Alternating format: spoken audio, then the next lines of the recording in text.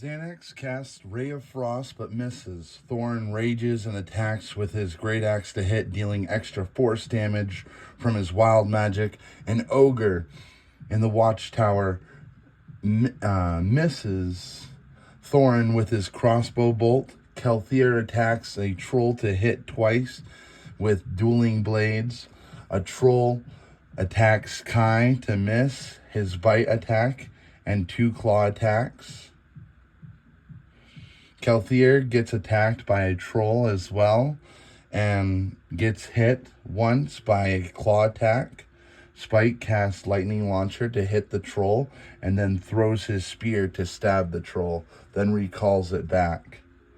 Kai attacks the troll with his short sword and hits the troll, and once more he strikes with his fists. Xanax casts Ray of Frost to hit, dealing that extra cold damage. Thorin uppercuts the troll, slicing his face off with his great axe as the troll falls dead to the ground. Thorin charges for the watchtower. The ogre in the watchtower sees him coming and fires his crossbow at Thorin to miss. Thorin's wild magic blasts the ogre with that extra force damage. Kelthier dashes towards another troll, parkours over the dead ogre to slash with his blade, hitting once. The troll bites and claws Kai, then attacks Kelthier with his claws to miss. Spike casts Firebolt and hits the watchtower as it begins to ignite on fire. With Action Surge, he casts Firebolt again, and with an explosion, one of the beams splinters into a million pieces, and the watchtower topples over. The ogre has fallen, taken serious. The ogre has fallen from the watchtower, taking serious damage from the fall and the explosion, but is still alive as he is prone. Kai attempts to hit the troll with his fists, but misses. Xanax conjures a bonfire under the feet of a troll that burns him. Thorin charges at the ogre that fell from the watchtower and slashes him with his axe. The ogre stands up and strikes Thorin with his great club, and Thorin's wild magic returns the favor, dealing that extra force damage. Kelthier strikes the troll twice with his dueling blades. The troll bites Kelthier. Spike casts Firebolt and hits the troll right in the dick as he explodes in a fiery blaze. Kai and Xanax exits the cathedral and joins those who have the last ogre surrounded. Thorin cuts down the ogre using both axes to split him in half horizontally from both directions. Spike casts an extra firebolt for each troll to burn their dead bodies.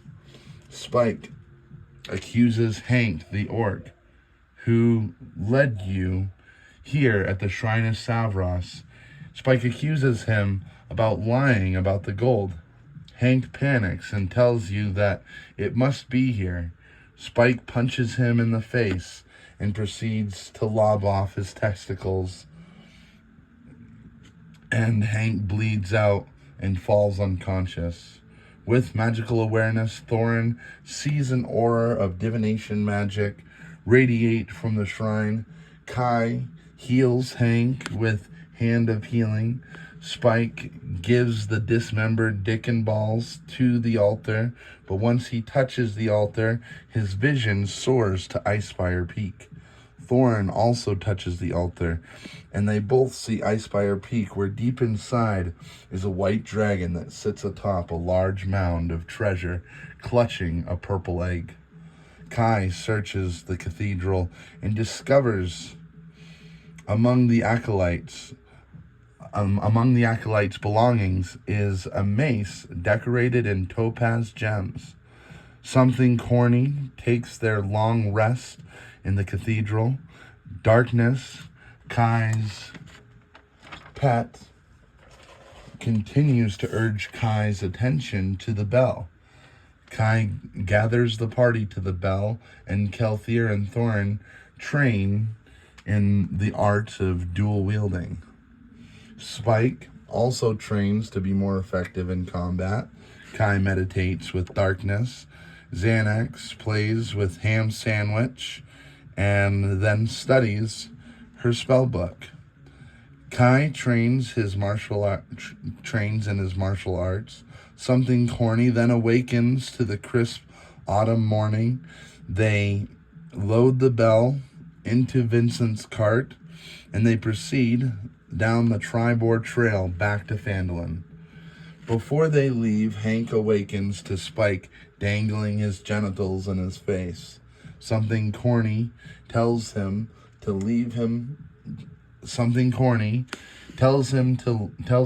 leave, and he flees as Spike casts Firebolt to miss. Hank disappears into the woods. Thorin feels bad and shouts an apology. On the trail, they come upon a low cloud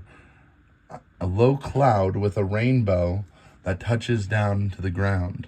Kelthier and Spike notice a bright yellow aura at the base of the rainbow.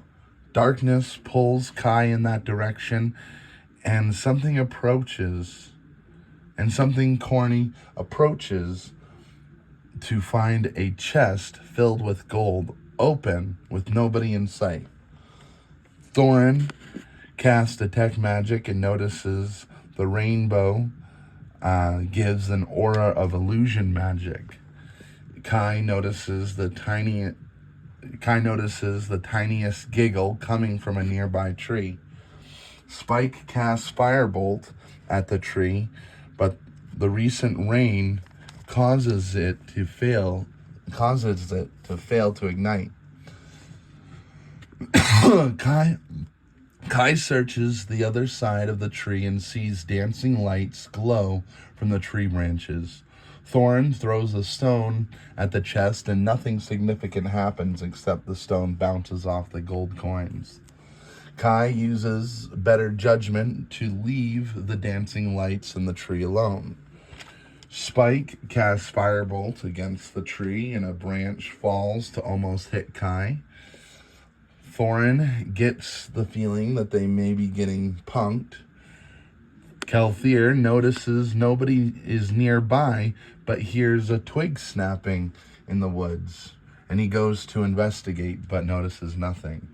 Something corny gets frustrated as they discuss their next plan of action. They hear a faint giggle from all around. Kai gets nudged by darkness towards the gold. Meanwhile, Kai's inner monologue tells him to take the gold. Thorin casts invisibility on himself. Kai inches closer to the gold, and it glows brighter the closer he gets. Thorin grabs him and attempts to pull him away. Spike threatens to burn the tree if they don't show themselves. He feels a sleep spell being cast against him, but it fails. Spike casts Fireball and scorches the tree pretty bad. The giggles persist. Spike casts Grease on the tree and then Fireball, and the tree bursts into flames. The giggling persists. Spike starts to cast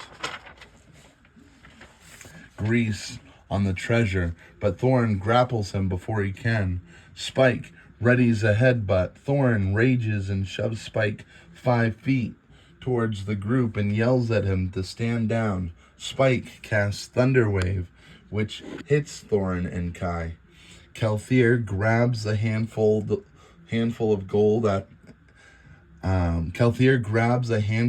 gold, but the moment he touches it, a lightning bolt touches down and destroys the chest, scattering the gold and electrifies Kelthier. Then hundreds of pixies emerge from the forest, laughing as they scatter to collect the gold. Kai collects 1 gold piece and then returns to guard the bell and Vincent.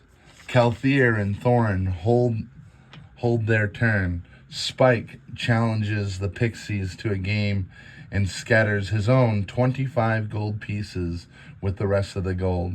He bets they cannot pick up their gold without touching his. If Spike wins, the pixies will give him 800 gold pieces.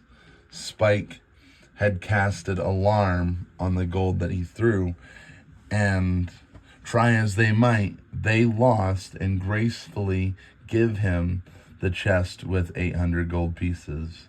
The pixies disappear into thin air, and then something corny proceeds to Phandalin. Guards see something corny approach the town who do not have terrain sombreros, as the guards explain that all must wear one to keep the town safe from dragon attacks. Spike is the only one who refuses. He proceeds to argue with the guard. The guard shows him the decree by the King of Neverwinter that mandates these terrain sombreros must be worn by all. Spike readies a fireball, but Kai restrains him. Spike reluctantly dons a terrain sombrero only after stripping butt naked, which isn't that big of a deal since he is Warforged. He then disguises himself as Solvarion. Spike and Kelthier enter the townmaster's hall while Thorin and Kai guard the bell. Spike bangs on the door while Kelthier attempts to pick the lock. Kelthier successfully unlocks the door as Spike tells him they completed the Logger's Camp quest. Spike drops Solvarion's disguise and kicks the door open to announce that his brother Tybor is dead. Spike grabs him by the throat and reveals that he knows what they were doing. Guards came barreling down the hall, but Kelthier is quick to shut and lock the reinforced steel door. Spike reveals that Birdman told them everything. Harbin claims he knows nothing, so Spike slaps him. Spike threatens to electrify him. Harbin insists that he had obeyed the laws. Harbin sees Vincent's cart with the supplies missing and a bell in its place, and questions if his brother and the loggers and questions whether or not his brother and the loggers were slain by giant bugs. That if the loggers and his brother were slain by giant bugs, then where are the supplies? Spike electrifies Harbin with lightning launcher. He threatens to kill him if he doesn't call the guards off. The guards are starting to bust through the door. Kelthier blocks the door with furniture, but it's tiny gnome furniture. Spike shoves Harbin inside his bag of holding, and they make their escape out the window. Kai asks what happened, but there is no time as the guards proceed to chase them.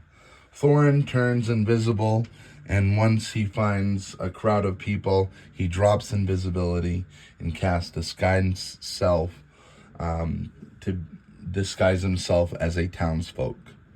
Just a regular townsfolk.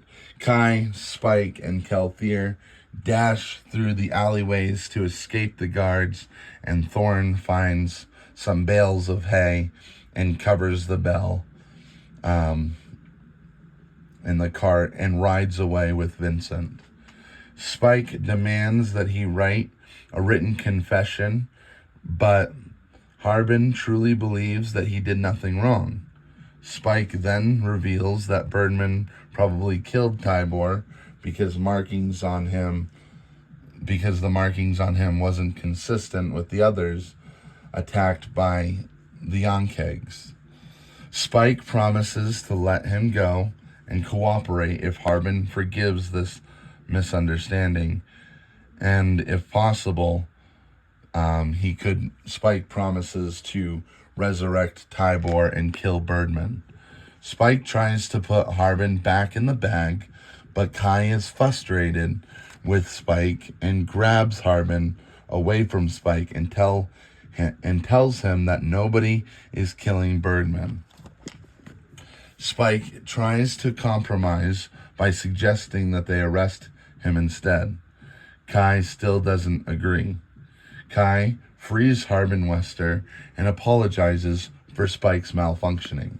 Kai mentions it's likely that the Ankegs had killed Tybor, and Tybor is more compelled, and Harbin Wester is more compelled to believe Kai. Kai heals Harbin with hands of healing. Kai tries to give Harbin his brother's gemstones, but he refuses and just wants to know if his brother said anything.